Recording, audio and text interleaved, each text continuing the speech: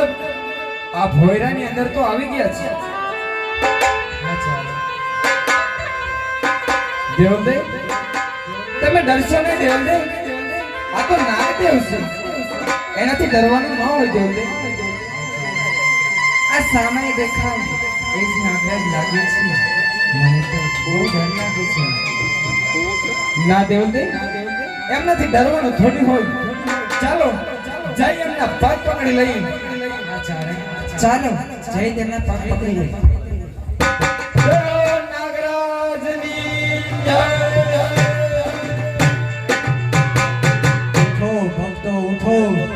તમે કોણ છો અને ક્યાંથી આવો છો?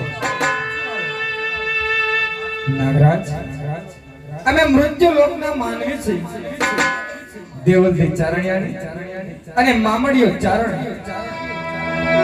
મામડીઓ ચારણ પાતાળ લોકમાં આવવાનું કોઈ કારણ? કારણ તો હોય જ ને પ્રભુ. મહાદેવના કહેવાથી આ મૃત્યુ લોકના માનવી પાતાળ લોક સુધી આવ્યા છે.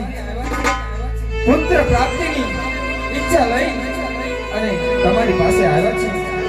અમારી ઈચ્છા પૂરી કરો. સંતાન સુખ થાય એવું વરદાન. મામડિયા ચારણ તું જાણે છે વિધાતાએ તારા કપાળમાં એવા લેખ લખ્યા છે કે તારે એક ભાવ નહીં પરંતુ સાત ભાવ સુધી સંતાન સુખ છે જ નહીં. સાત ભાવ સુધી નહીં. અરે સાત ભાવ સુધી જો મારે સંતાન સુખ હોય જ નહીં તો આ જગતમાં રહેવાનું પણ કેમ? મામડીઓ ચારણ પેટનો વાંગ્યો છે એવા મેણા ખાવા કરતા અત્યારે દેવને તમારું શીશ ઝુકાવો અને તમારા ધરથી મસ્તક જુદા કરી પછી આ મંદિરને આ પાતાળ લોકને ગોજારું બનાવું છું. થોભી જા ચારણ, થોભી જા.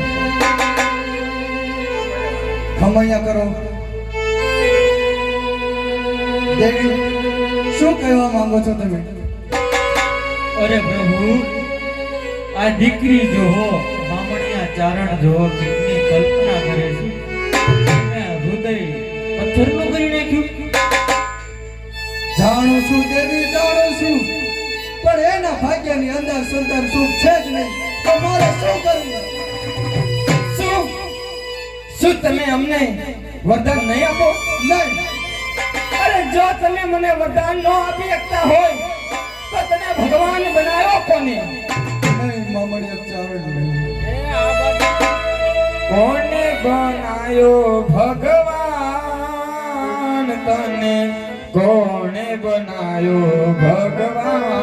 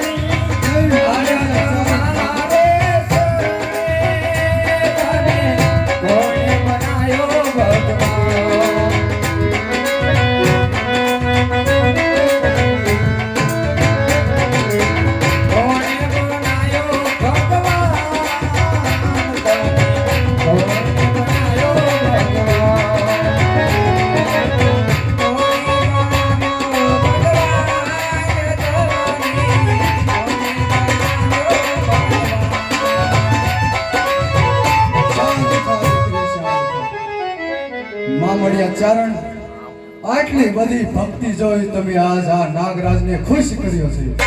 વાહ નાગરાજ, આજ તમારી ભક્તિ જોઈ આજ આ નાગરાજ પ્રસન્ન છે. વાહ નાગરાજ.